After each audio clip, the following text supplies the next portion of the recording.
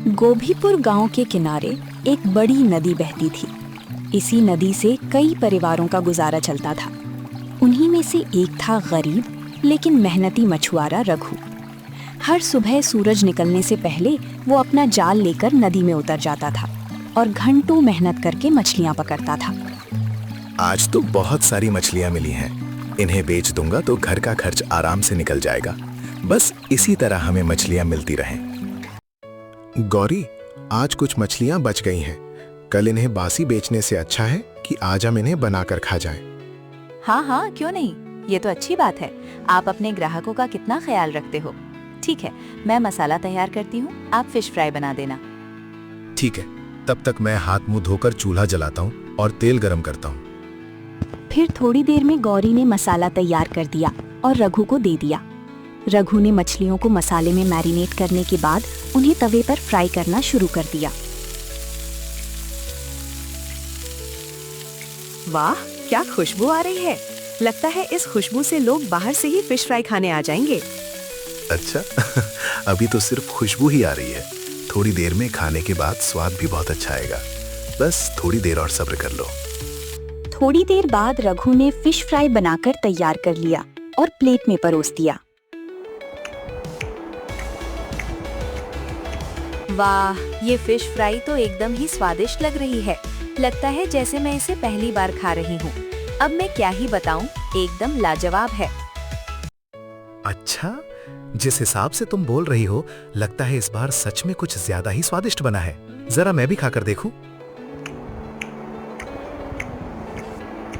हाँ, सही बोला तुमने। इस बार मछली का स्वाद काफी अलग और खास आया है। वाह गौरी, इस बार तुमने कमाल कर दिया। मैंने कहा बनाया, भूल मत जाइए, इसे आपने बनाया है। वैसे मैं एक बात बोलूं, आप हमेशा इतना स्वादिष्ट फिश फ्राई बनाते हो, कभी इसे बेचने के बारे में नहीं सोचा? अरे गौरी, बनाना जितना आसान होता है, बेचना उतना आसान नहीं होता। घर में तो मैं सिर्फ 2 लोगों के लिए थोड़ा सा बनाता हूँ, लेकिन बेचने के लिए तो बहुत सारे लोगों के लिए बनाना पड़ेगा। हाँ, वो मैं समझ रही हूँ, लेकिन उसमें कमाई भी तो ज्यादा होगी। मछलियाँ बेचकर तो आप कुछ ही पैसे कमाते हो, उतने में बस एक दिन का गुजारा होता है। लेकिन जब आप फिश फ्राई बेचोगे तब सोचो कितनी कमाई होगी। ये बात सुनने के बाद रघु भी मन ही मन फिश फ्राई बेचने के लिए तैयार हो जाता है। गौरी, ठीक है, मैं फिश फ्राई बेचने के लिए तैयार हूँ, लेकिन हमारे पास इतना पैसा कहाँ है कि हम एक छोटी सी दुकान खोल पाएं? अपनी दुकान क्यों खोलनी है, हम दुकान किराए पर ले लेंगे। गांव में धनराज सेठ की एक दुकान खाली है, हम उसी में अपना फिश फ्राई बेचेंगे। और रही बात किराए की, तो हम अगले महीने कमाकर उन्हें लौटा देंगे। अगले दिन रघु ने धनराज सेठ की खाली दुकान किराए पर ले ली और गैस, चूल्हा समेत सारी जरूरी चीजें लाकर रख दी।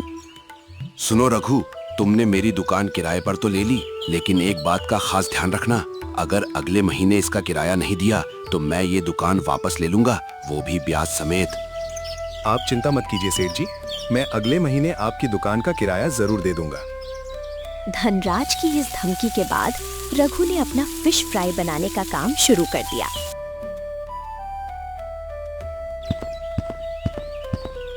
वाह, ये इतनी सुगंध कहाँ से आ रही है भाई?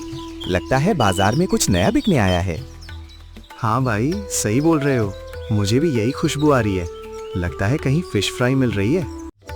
अच्छा, तुम बिना देखे कैसे बता सकते हो कि ये फिश फ्राई की खुशबू है? लगता है तुम्हारी नाक आंखों से भी तेज है। अरे हाँ, तुम तो सही बोल रहे थे, ये तो सच में फिश फ्राई ही मिल रही है। तुम्हारी नाक तो वाकई बहुत तेज है। चलो एक बार खाकर देखते हैं। वाह भाई, ये तो सच में बहुत स्वादिष्ट है। गांव में पहली बार ऐसी चीज खा रहा हूँ। शहर में भी ऐसा स्वाद कहीं नहीं मिलता। मेरे कुछ और दोस्त हैं, मैं उन्हें भी इस दुकान के बारे में बताऊंगा। वैसे मेरा नाम मोहन शर्मा है। अरे हाँ हाँ, क्यों नहीं, जरूर बताना इस दुकान के बारे में। और हाँ, मैं उन्हें भी कुछ छूट दूंगा। इन दोनों ग्राहकों के आने के बाद से रघु का आत्मविश्वास काफी बढ़ गया था। अब वो पहले से कहीं ज्यादा खुश था। धीरे धीरे कुछ दिन बीत गए। अब रघु की दुकान काफी प्रसिद्ध हो गई थी, क्योंकि वही एकमात्र व्यक्ति था जो फिश फ्राई बेचता था। वाह भाई रघु, बिना तुम्हारी फिश फ्राई खाए लगता है जैसे मैंने पूरे दिन कुछ खाया ही नहीं। इतना स्वादिष्ट बनाते हो कि एकदम घर जैसा स्वाद आता है। शर्मा जी, एक आप ही हैं जो रोज मेरी दुकान पर फिश फ्राई खाने आते हैं। रोज मेरे पास कितने ही ग्राहक आते हैं, लेकिन आपके जैसा कोई नहीं। क्या करूं रघु भाई, तुम इतनी स्वादिष्ट फिश फ्राई बनाते ही हो कि मुझे आना ही पड़ता है। तुम स्वादिष्ट फिश फ्राई बनाना बंद कर दो, मैं भी आना बंद कर दूंगा। रघु की दुकान पूरे गांव में बहुत जल्दी मशहूर हो गई थी। अब लोग दूसरे गांवों से भी वहां आने लगे थे। अब काफी दिन बीत चुके थे, गर्मी भी बहुत बढ़ चुकी थी।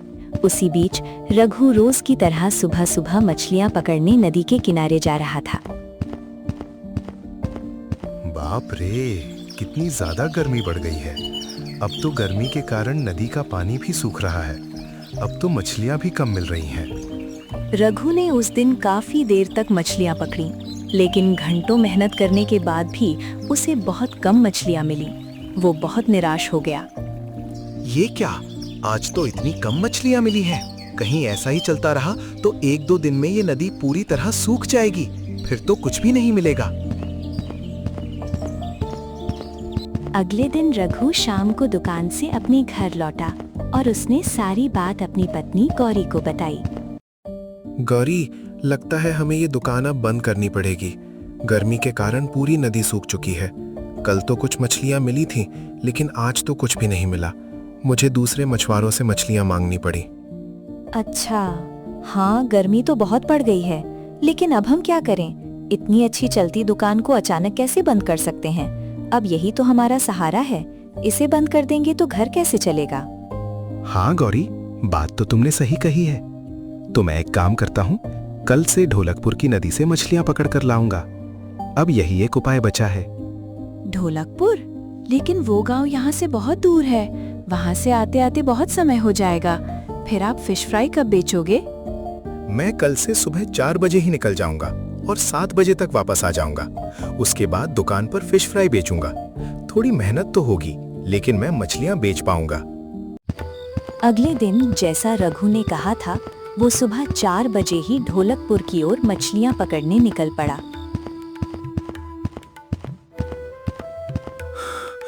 यहाँ तक आते आते बहुत थक गया, लेकिन चलो, यहाँ काफी पानी है। यहाँ बहुत सारी मछलियां मिल जाएंगी। उस दिन रघु ने बहुत सारी मछलियां पकड़ी और अपने गांव गोभीपुर लौट आया। फिर दुकान पर फिश फ्राई बेचने लगा। अरे रघु, आज तुमने इतनी देर से दुकान क्यों खोली? कोई परेशानी थी या देर तक सोते रह गए थे? अरे नहीं भाई, गर्मी के कारण हमारे गांव की नदी सूख चुकी है, इसलिए मुझे दूसरे गांव की नदी से मछलियां पकड़कर लानी पड़ी। उसी में देर हो गई। ओह, ये बात है। तुम तो बहुत मेहनती निकले। तुम हमारे लिए इतनी दूर से मछलियां पकड़ कर लाए हो। अच्छा चलो, रोज की तरह आज भी एक प्लेट दे दो। उस दिन तो जैसे तैसे करके रघु मछलियां बेच पाया, लेकिन लगातार 1-2 दिन इतनी दूर आने जाने के कारण वो बीमार पड़ गया। मैंने आपको कहा था ना कि इतनी दूर मत जाइए मछलियां पकड़ने। अब तो आप बीमार पड़ गए, अब कैसे जाओगे? मैं मानता हूँ तुमने सही कहा था, लेकिन उसके अलावा हमारे पास दूसरा कोई रास्ता भी तो नहीं था। हम कर भी क्या सकते थे? अभी इन दोनों की बात चल ही रही थी कि तभी 1 महीना पूरा होने के कारण धनराज सेठ किराया लेने वहां आ पहुंचा। ओह, तो तुम यहाँ हो। मैं तुम्हें दुकान पर ढूंढ रहा था। खैर, वो सब छोड़ो। आज 1 महीना पूरा हो गया है। मेरी दुकान का किराया दो। सेठ जी, अब मैं कैसे बताऊं? मेरे पास अभी किराया देने के लिए कुछ भी नहीं है। बीमार होने के कारण सारे पैसे डॉक्टर को देने पड़े और मैं 1-2 दिन से दुकान भी नहीं खोल पाया हूँ। वो सब मैं नहीं जानता, बस मुझे मेरा किराया चाहिए, नहीं तो मैं दुकान का सारा सामान बाहर फेंक दूंगा और दुकान भी वापस ले लूंगा। नहीं नहीं, ऐसा मत कीजिए। हमारे पास यही एक दुकान है जिससे घर चलता है। अगर ये भी नहीं रही तो हम क्या करेंगे? रुकिए, मैं अपने कुछ गहने आपको दे देती हूँ।